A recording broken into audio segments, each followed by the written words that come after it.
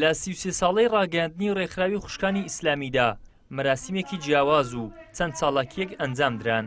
ڕێکخراوی خوشکانی ئیسلامی کوردستان هەفتەی چاڵاکی پەرەپێدانی ڕاگەیاندووە کە لە سەرجەملق و بارەگەکانیدا چاڵاکی جیاواز بەڕێوە دەچێت. هاوکات کەمپینی کۆکردنەوەی هاوکاری بۆ خەڵکی ستەملێکراوی غەزەشی ڕاگەیاند.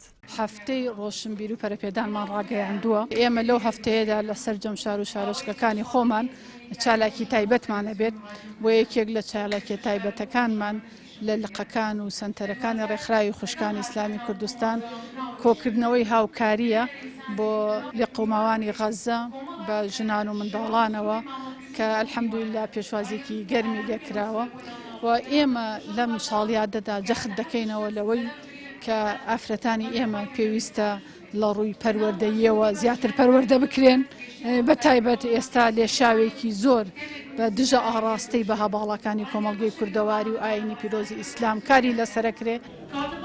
لە بەشێکی دیکەی چاڵاکیەکەدا کتێبی هێزی وشەیەک لە نووسینی هودا جەودەت نمایش کرا. نووسەریش داهاتی کتێبەکەی خستە خزمەتی خەڵکی ستەملێکراوی غەزە.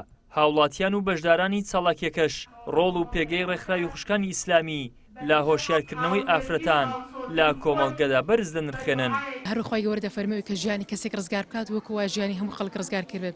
ئێمەش هەر کەسۆ بە جۆرەی توانەخۆ مادەم کە من خی گەورە ئەو فەزل و ئەو گەورەی بە من دابێت کە من بتوانم کتێبێک بنووسم دەیکاواتە دەبێت ئەو فەزل و گەورەیە تێش بتوانین خزمەتی ئاینەکەمان خزمەتی خاک و نیشتمان و میلەتەکەی خۆمانی پێ بکەین.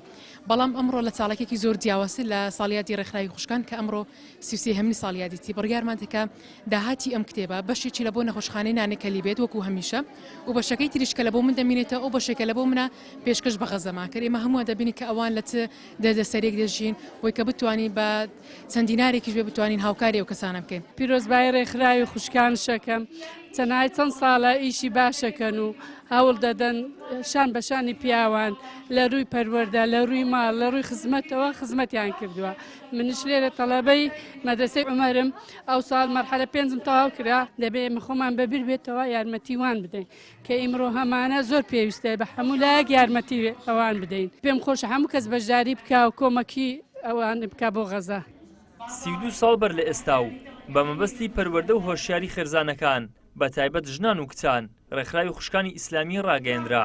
لە قۆناغی ئێستاشدا لە هەموو کات زیاتر پێویستبوونی ڕێکخراوێکی لەو شێوەیە بۆ پاراستنی خێرزان لە شەپۆل و ڕەوتی نامۆ بە ئاینی ئیسلام و کەلتوری کۆمەڵگا هەستی پێدەکرێت.